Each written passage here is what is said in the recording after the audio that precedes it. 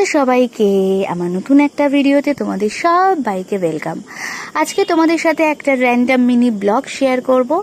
আজকের একটু ভিডিওটা শেয়ার করতে লেট হয়ে গেল, কারণ আমি ভয়েস ওভার, ভিডিও এডিটিং সব কিছু করতে আমার লেট হয়ে গেছে। যাই হোক, তোমরা অনেকেই ভাবতে পারো নাইটির ওপর এরকম অদ্ভুত জ্যাকেট কেন পরে আছি। অ্যাকচুয়ালি নাইটি পরে ভিডিও দেওয়া একজন পছন্দ করে না, আর একটা হচ্ছে সেদিন ওয়েদারটা বেশ ঠান্ডা ঠান্ডা ছিল, তাই আমার শরীরটা খারাপ ছিল বলে আমি এরকম একটা জ্যাকেট পরে নিয়েছি। যাই হোক, যেহেতু ওয়েদারটা খুব মেঘলা, ঝড় বৃষ্টি হচ্ছে, এই সময় দেখবে ফ্রাই টাইপের কোনো খাবার খেতে ভীষণ ভালো লাগে। কিন্তু দোকানের ওই তেলে ভাজা চপচপে তেল আমি একদমই ভালোবাসি না। আর আমার দিদি আবার পেঁয়াজি খেতে বীভৎস ভালোবাসে। আর আমি খুব চটজলদি না যে কোনো খাবার খুব বানিয়ে ফেলতে পারি, আর আমার সন্ধ্যেবেলার ইভিনিং কোনো স্ন্যাক্স বানাতে ভীষণ ভালো লাগে। আমার অ্যাকচুয়ালি রান্নাবান্নার টুকিটাকি কাজ করতে খুব ভালো লাগে।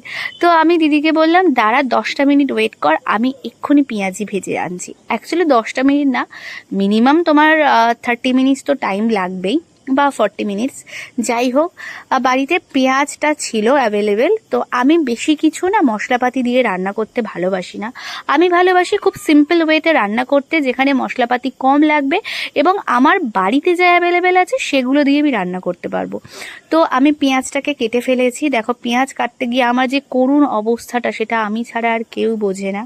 বটিতে কাটলে না আমার পেঁয়াজের অত চোখে জল বেরোয় না, কিন্তু ছুরি দিয়ে আমি দেখি যে কোনো জিনিস যদি পেঁয়াজ বিশেষ করে কাটিং করি বা চপ করি, তাহলে খুব চোখ থেকে জল বেরোয়।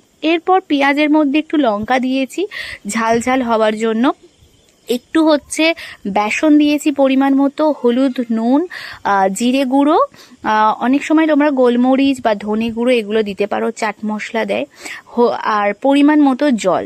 এই মিনিমাম টুকু বাড়িতে যে মশলাগুলো থাকে সেগুলো দিয়ে ভালো করে একটা ব্যাটার তৈরি করে নিতে পারো। তারপরে কি, আর তারপর চটপট কড়াইয়ে দিয়ে বেশ তেলটা গরম হবে, তখনই কিন্তু এটা দিতে হয়। মা সবসময়ই বলে যে কোনো জিনিস ফ্রাই করার সময় তেলটা খুব ভালো করে গরম করতে হয়। আমার আবার এই ব্যাপারে খুব ধৈর্য কম, আমি না তেল দিয়েই আবার সঙ্গে সঙ্গে কোনো জিনিস দিয়ে দিই।